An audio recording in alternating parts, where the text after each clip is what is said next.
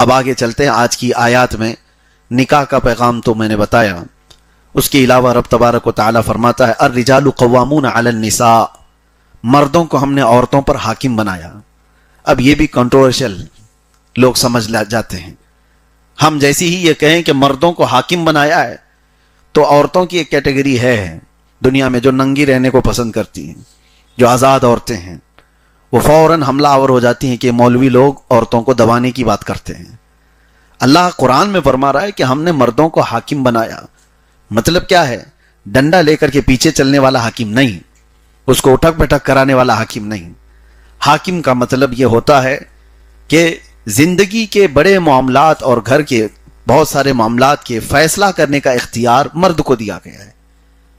یہ معنی ہے نہ یہ کہ عورت کو ہمیشہ خادمہ بنا کر کے رکھنا، جھکا کر کے رکھنا، یہ نہیں ہے. اللہ تبارک و تعالیٰ نے فرمایا کہ بہت سارے نکاح کے، طلاق کے معاملات مرد کے ہاتھ میں دیے گئے ہیں، اور یہی وجہ ہے کہ عورت طلاق نہیں دے سکتی.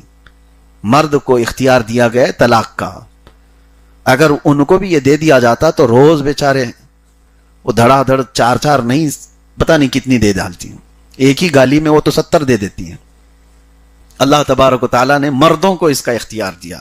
اور اسی سے دیکھیں طلاق کا ریشیو جو ہے پوری دنیا میں مسلمانوں کے ہاں اتنا نہیں ہے جتنا دوسرے مذاہب میں پایا جاتا ہے. وجہ یہ ہے کہ اللہ تبارک و تعالیٰ نے مردوں کو یہ پاور دیا، یہ کنٹرول بھی دیا ساتھ میں. اگر ہر مرد کنٹرول والا نہیں ہوتا تو سب کے نکاح ٹوٹے ہوئے ہوتے، سب کے نکاح ٹوٹے ہوئے ہوتے، سب طلاق دے چکے ہوتے، جھگڑے ہوتے ہیں، ساری چیزیں ہوتی ہیں. لیکن اللہ تبارک و تعالیٰ ان کو، مردوں کو صبر بھی دیا ہے، کنٹرولنگ پاور بھی دیا ہے. اسی وجہ سے 50-50 سال بھی جی جاتے ہیں. میں یہاں پر ایک اور بات بتا دوں. قرآن میں کتنے صاف انداز میں اللہ فرماتا ہے وَإِنْ خِفْتُمْ شِقَاقَ بَيْنِهِمَا. ہوتا ہے شوہر بیوی میں جھگڑا ہو جائے، اللہ تعالیٰ فرماتا ہے فوراً توڑ کے ختم کر کے اس کو الگ اس کے الگ مت کر دو. فَبْعَثُوا حَكَمًا مِّنْ أَهْلِهِ وَحَكَمًا مِّنْ أَهْلِهَا. عورت کی طرف سے ایک حکم کو بلاؤ، مرد کی طرف سے ایک حکم کو بلاؤ. حکم کو بلاؤ، فتین کو نہ بلاؤ. حکم کس کو کہتے ہیں؟ صلح چاہتا ہو. مرد کے خاندان سے ایک، عورت کے خاندان سے ایک. یہ قرآن کا حکم بتا رہا ہوں. ان یریدا اصلاحا، اللہ فرماتا اگر وہ اصلاح چاہتے ہیں دونوں لوگ، یوفق اللہ بینہم، اللہ غیب سے ان کے دلوں میں محبت پیدا کر دے گا. توڑو مت فوراً. ایک ادھر سے ایک ادھر سے بیٹھے. اسی لیے ہمارے ہاں بھی آج بھی رواج یہ ہے کہ شوہر اور بیوی کے درمیان کچھ معاملات ہو جائیں، انبن ہو جائیں تو بڑے آتے ہیں، بات کرتے ہیں، اور جب بڑے بیٹھ کر کے بات کریں گے تو معاملات حل ہوتے ہیں. یہ تمہارے سے حل نہیں ہوتے، یہ اللہ تعالیٰ حل کرتا ہے. ہاں لیکن جھگڑے ہونے کے اسباب بھی کچھ گھر والوں کے ہوتے ہیں. اکثر عورتوں کے گھروں کے معاملات جو خراب ہوتے ہیں اس کی وجہ ان کا مائکہ ہی ہوتا ہے. اکثر جگہ پر یہ آج کی بات نہیں ہے، برسوں پرانی چیزیں ہیں. عورتیں جب بیاہ کر کے مرد کے گھر آ گئی ہیں تو وہ اپنے مرد کے گھر کو پوری طور پر سنبھال لیں، کیونکہ وہ امور خانہ داری کی وہ مالک ہو چکی ہے. عورت کو کیا کہا جاتا ہے پتہ ہے؟ ربۃ البیت. عورت کا یہ لقب ہے. ربۃ البیت کا مطلب ہے گھر کو پالنے والی. وہ تمہارا لقب نہیں، عورت کا لقب ہے. تو ربۃ البیت کو ٹیوشن اپنی اماں سے نہیں لینا چاہیے، وہاں سے لیتی رہے. اور وہاں کتنے ایسے معاملات ہم نے دیکھے. بیٹی کا باپ ہے وہ توڑنے پر ہی تیار ہے، بیٹی کو لے جانے کے لیے ہی تیار ہے. کب تک لے کر جا کر رکھے گا اپنے پاس؟ یہ تمام معاملات قرآن کے خلاف ہیں. خاص طور پر تمہاری بیٹیاں بھی جس گھر میں گئی ہیں، ہوتا کیا ہے انسانی فطرت میں آپ کو بتا رہا ہوں، ایک یہ سائیکالوجی ہے، ایک نیچرل چیز ہے. جو ہمارا رشتہ دار ہم سے دور رہتا ہے اس کی چھوٹی سی بھی تکلیف ہم کو بڑی لگتی ہے. مثال کے طور پر تمہارا بیٹا امریکہ میں رہ رہا ہو، اگر ایک بار فون آ جائے نا بخار ہوا تو بے چینی بڑھ جاتی ہے. کیوں؟ سامنے نہیں ہے، دور ہے. تو بہت تیزی سے ہمارے اندر بے چینی اور گھبراہٹ بڑھ جاتی ہے. آپ کے بھائی کہیں دور رہ رہے ہو تو انسانی فطرت ہے، دور رہنے والے کی چھوٹی تکلیف بھی بڑی لگتی ہے. اسی طرح بیٹی بیاہ کر کے سسرال گئی ہے اور وہاں جا کر کے اس نے ہلکے سے فون کر دیا کہ آج میرے سر میں بڑا درد تھا، تو ادھر واویلا ہو گیا کہ اس کو صبح سے شام تک اتنا کام کرائے کہ اس کا سر پھٹ رہا ہے. باقی ساری کہانی تو تم نے گڑی، اس نے صرف اپنے سر درد کی بات کی تھی. تو ہوتا یہ ہے، یہ فطرت کی بات میں بتا رہا ہوں، نیچرل ہے یہ. دور رہنے والے کی چھوٹی تکلیف بھی ہم کو بڑی لگتی ہے. تو عام طور پر ہونا یہ چاہیے کہ ایسے وقت میں آئیڈیل کون ہو. آئیڈیل ہو تو سیدہ فاطمۃ الزہرا کی زندگی. سیدہ کائنات فاطمۃ الزہرا سلام اللہ علیہا، وہ گھر کے کام سارے کر رہی تھیں، ان کے ہاتھوں میں چھالے پڑے ہوئے تھے. تو مولا علی کرم اللہ وجہہ الکریم نے حضرت فاطمہ سے کہا، فاطمہ جاؤ، بدر کے جنگ کے بعد مال غنیمت بہت آیا اور رسول پاک صلی اللہ علیہ وسلم سب کو تقسیم کر رہے ہیں مال، اور ایک غلام اپنے لیے بھی مانگ کے لے آؤ، اپنے لیے بھی، ہمارے گھر کے لیے بھی ایک غلام مانگ کر کے لے آؤ. حضرت علی خود نہیں گئے، حضرت فاطمہ سے کہا تمہاری تکلیف دیکھی نہیں جاتی، اتنا دن بھر تم کام کرتی ہو. تو حضرت فاطمہ ان کا سن کر کے حضور کے پاس آئی تھی.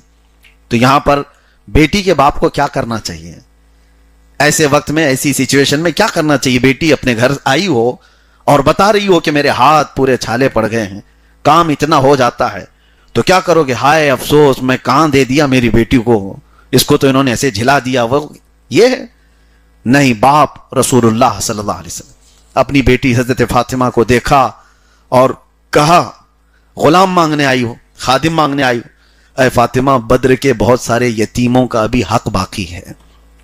بہت سارے یتیم جو جن کے باپ جنگوں میں شہید ہو گئے، ان کو ابھی مال غنیمت دینا باقی رہ گیا ہے، میں اس سے بہتر تجھے عطا کرتا ہوں.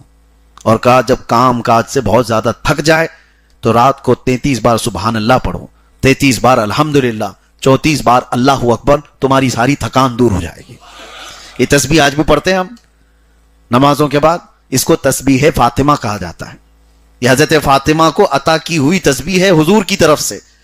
تو ہونا تو یہ چاہیے کہ باپ اپنی بیٹی کو یہ نصیحت کر کے گھر بھیجے کہ جاؤ اللہ تبارک و تعالیٰ کی اس مرضی پر راضی رہو، ان مع العسر یسرا، ہر تکلیف کے بعد آسانی ہے. اگر آپ اپنی بیٹیوں کو اس طرح کی نصیحت کرتے رہیں تو انشاءاللہ العزیز گھر نہیں ٹوٹیں گے. اور عورتوں کی بھی ایک عادت ہے، وہ سناتی وہاں ہیں جہاں ان کی سنی جاتی ہے. زیادہ اگر سنتے رہ گے تو بہت سناتی ہیں. اگر شکایت سننے میں آپ نے انٹرسٹ زیادہ دکھایا تو وہ 4 شکایتیں اور لے کر کے آئیں گی. اور ایک مرتبہ آپ نے اگنور کر دیا تو کہتی ہے میرے باپ تو سنتے ہی نہیں، سنا کے کروں کیا. اس کے بعد اس کو جینے کا خود کا طریقہ معلوم ہو جائے گا. بسا اوقات گھر بسانے کے لیے ماں باپ کو یہ ذمہ داری اپنانی چاہیے.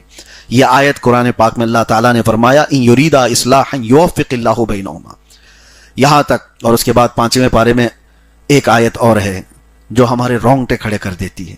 اللہ تعالیٰ فرماتا ان الذین کفروا بآیاتنا سوف نصلیہم نارا، جنہوں نے ہماری آیتوں کو چھوڑ دیا، جھٹلا دیا، اللہ فرماتا ان قریب ہم ان کو ایسے دوزخ میں ڈالیں گے. کلما نضجت جلودہم بدلناہم جلودا غیرہا لیذوقوا العذاب، جب جب ان کی چمڑی پکے گی ہم دوسری چمڑی ان کو پہنا دیں گے تاکہ وہ نیا عذاب چکھ سکے. حضرت کعب احبار رضی اللہ تعالیٰ عنہ اس آیت کی تفسیر میں فرماتے ہیں، ان سے پوچھا گیا کہ کتنی دیر میں یہ چمڑی بدلی جاتی ہے جہنم کے عذاب میں؟ جب بندے کو آگ میں ڈالا جائے، چمڑی گھل جائے اس کی، پھر اس کی چمڑی کو پھر سے بدلا جائے تاکہ وہ نیا عذاب چکھ سکے، تو وہ فرماتے ہیں 1 گھنٹے میں 70 بار بدلی جائے گی. 1 منٹ سے بھی پہلے جسم کی پوری چمڑی نہیں بنا دی جائے گی. اصل میں مسئلہ یہ ہے کہ یہ جو سکن ہے، یہ جو چمڑی ہے، یہ پین ریسیور ہے، درد کو ایکسپٹ کرنے والی.